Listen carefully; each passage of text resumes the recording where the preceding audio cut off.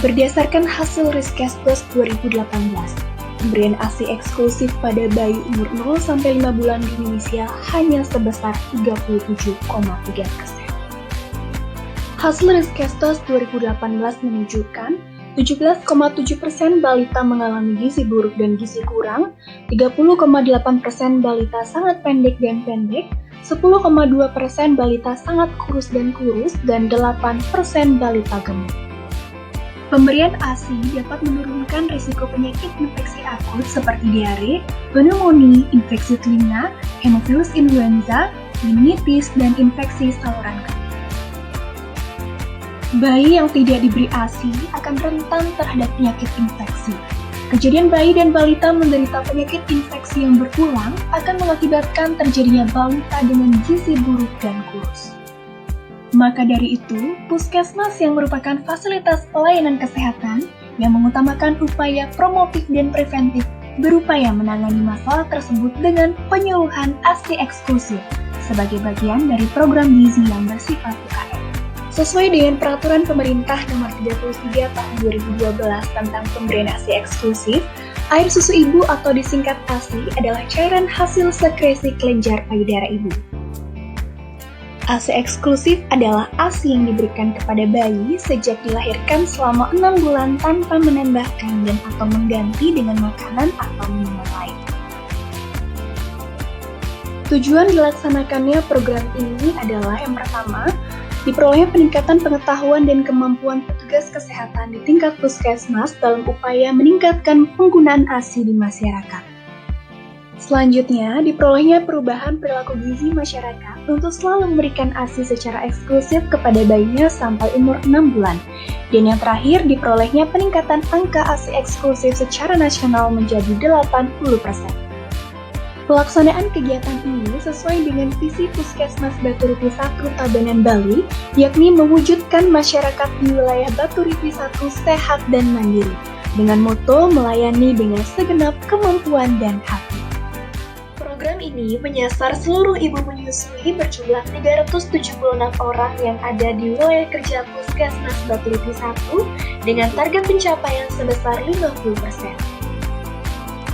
Kegiatan penyuluhan pemberian ASI eksklusif dilakukan secara periodik dan terjadwal yang biasanya dilakukan ketika kegiatan posyandu, serta pada waktu tertentu di lingkungan puskesmas yang dilakukan baik secara umum kepada pengunjung maupun perorangan di klinik gizi. Penyuluhan mengenai pemberian ASI eksklusif ini dilakukan oleh tenaga penyuluh yaitu tenaga gizi puskesmas, paramedis, dan medis puskesmas maupun kader desa. Penyuluhan ini diberikan kepada ibu yang menyusui.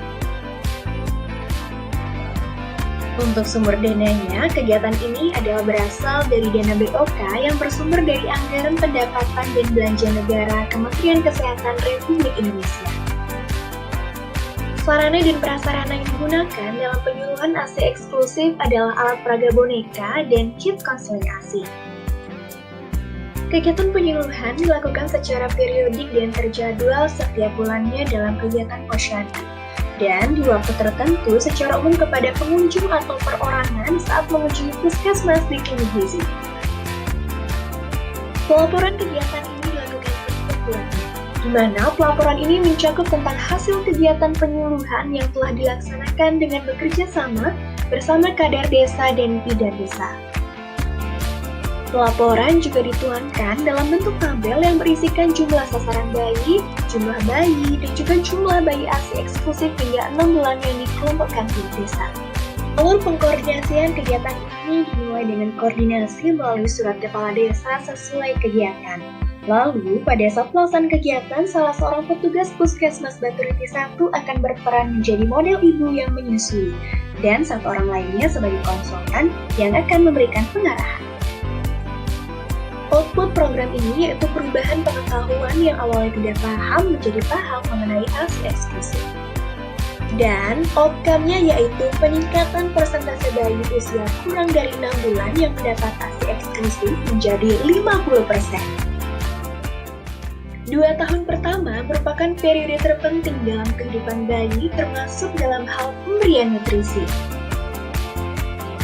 Pemberian ASI secara eksklusif sampai 6 bulan dan dilanjutkan hingga 2 tahun dapat menurunkan angka kesakitan dan kematian bayi, mengurangi risiko penyakit kronis, dan membantu perkembangan bayi.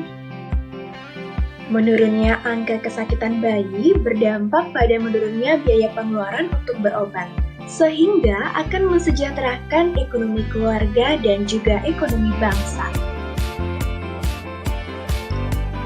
Jadi, ayo kampanyekan pemberian ASI eksklusif untuk menghasilkan generasi anak yang sehat dan cerdas.